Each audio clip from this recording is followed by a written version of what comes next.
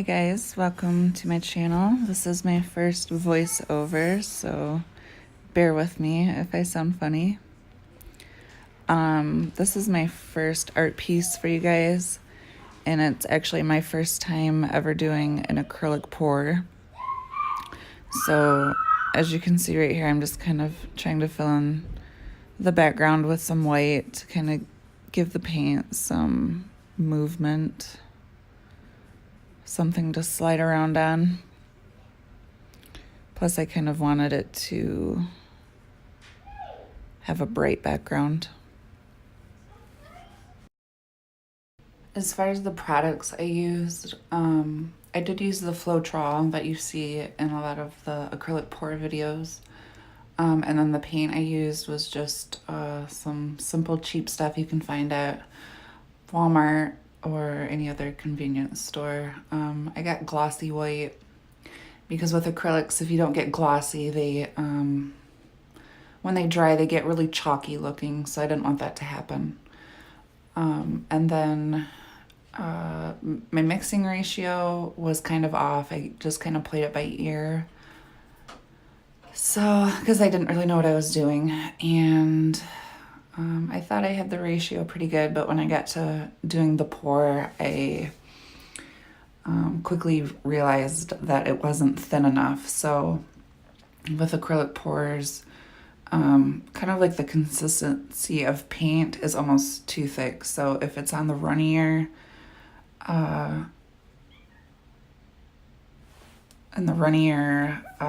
state, that's probably better because mine was too thick and I didn't get a whole lot of movement with it.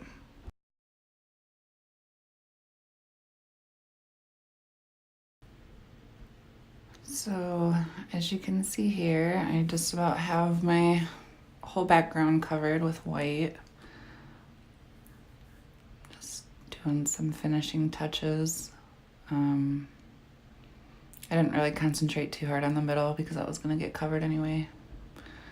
So the colors I used a combination of black, dark brown. I had some gold. I'm sorry, talking weird.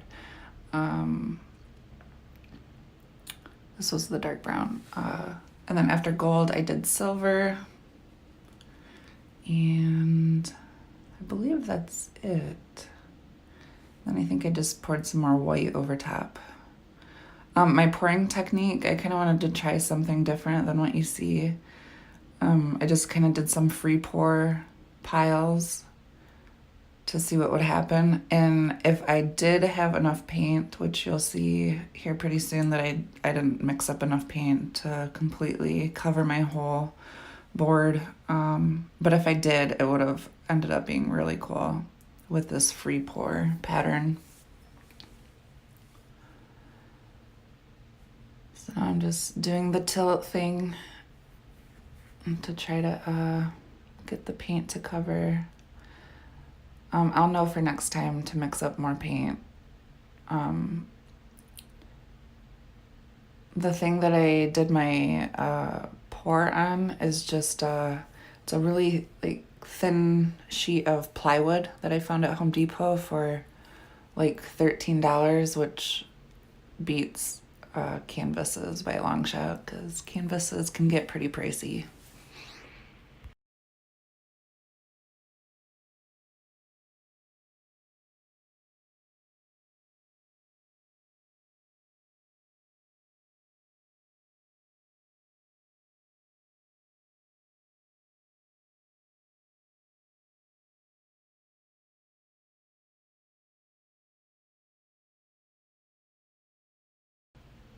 Here I was just trying to add some more paint because I could tell it wasn't enough, and then I did this crazy smear thing and I thought I ruined it because it did look really ruined for a minute.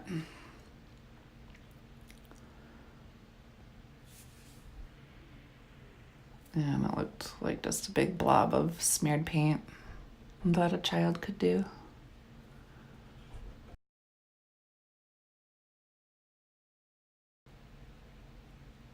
And then after I did that crazy smear thing and then tried to do some not pour, I'm sorry. I tried to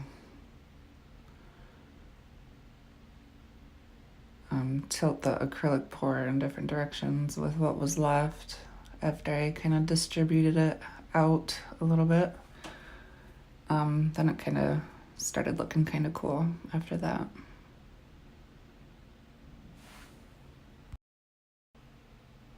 All right, so from here it's just kind of self-explanatory. I'm just gonna let you guys finish watching what I do, and I hope that you enjoy it, and at the end of the video I will show you the finished product. Definitely pleased with it for my very first try. Gonna keep practicing this though because it was pretty fun. Acrylic pours are really easy for beginners. It's not something you need a whole lot of talent for. Everyone turns out different each time, so it's just really fun to start if you want to get into painting. It's really fun to a technique that you can start out on. I really enjoyed it, so I look forward to doing more for you guys.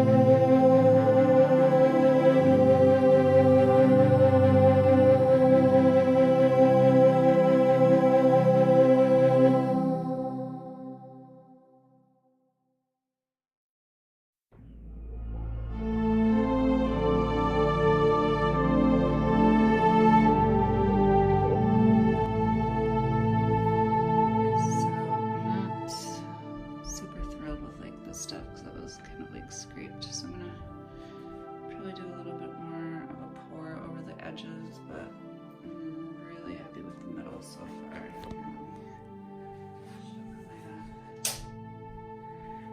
It's not clear.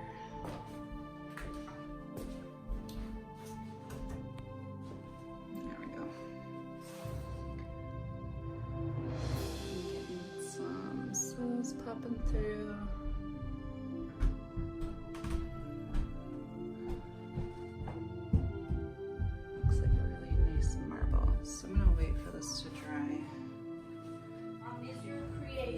A masterpiece? Not quite yet. I really like this happening right here. What? Don't touch anything.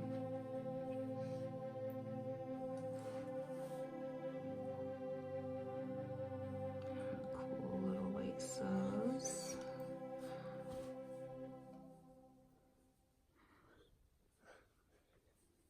Okay, that's the overall look.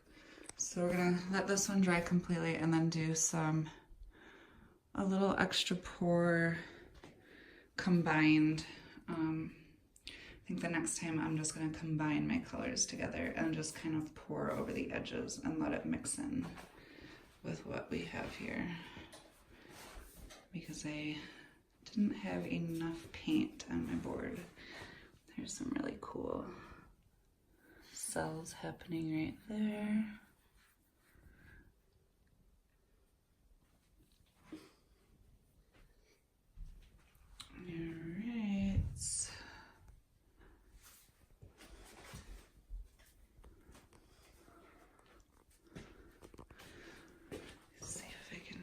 Light on and get a better look. Kind of dark. Okay. Oh yeah.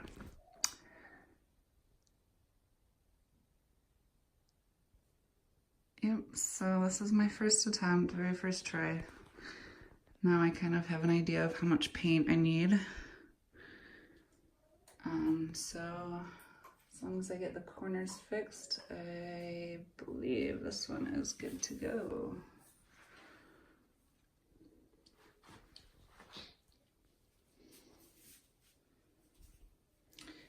This looks like crap right there.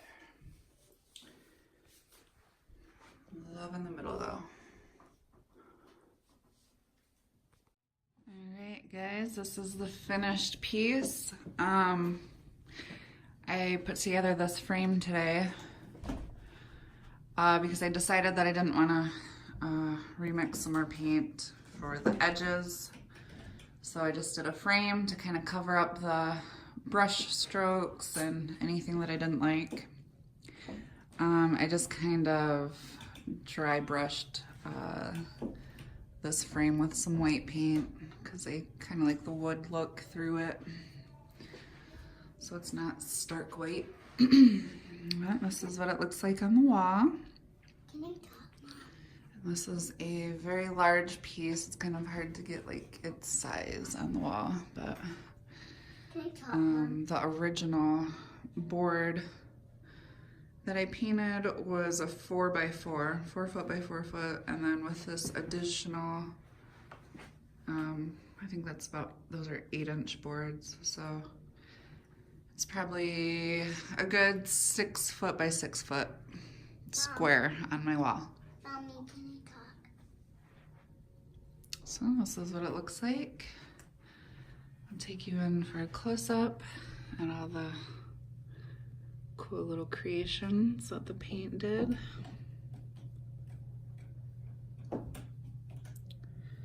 This was a blow dryer mark, which I thought kind of looked cool. I don't know if you can tell on video, but there is some glitter flecks in some of the paint. I believe I mixed the glitter into the gold, if I'm not mistaken. You can kind of see it sparkling a little bit.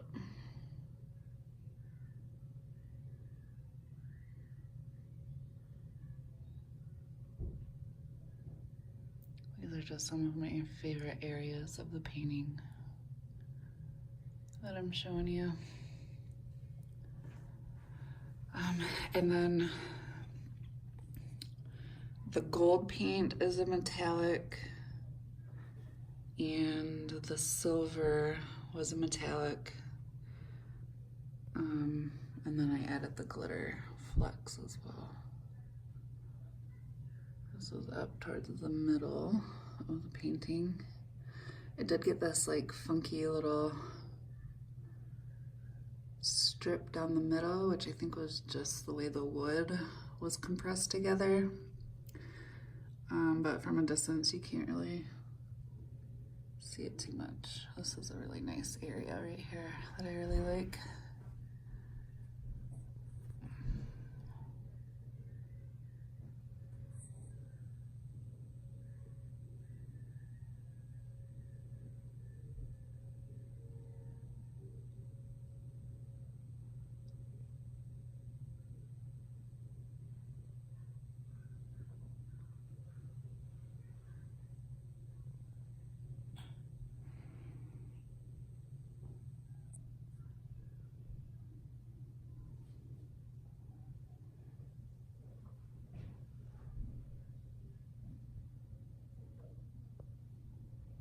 A little bit of cells up there. I didn't get too many cells with this one, probably because I didn't have an abundance of paint on this board. This one was more of a smear technique. I did get this like crazy crackling feature. It kind of looked like this before it dried, and I'm thinking it was maybe the Floetrol not completely mixed in that created like this crackle, which I kind of like actually.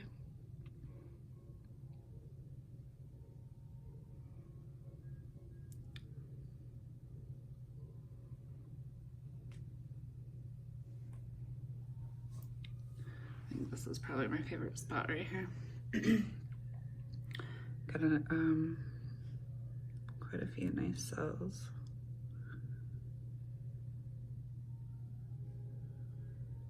Cool thing about these is you get so much movement in the paint. The painting, I mean. And like every time you look at it, you end up finding something new. So that's what I like about it.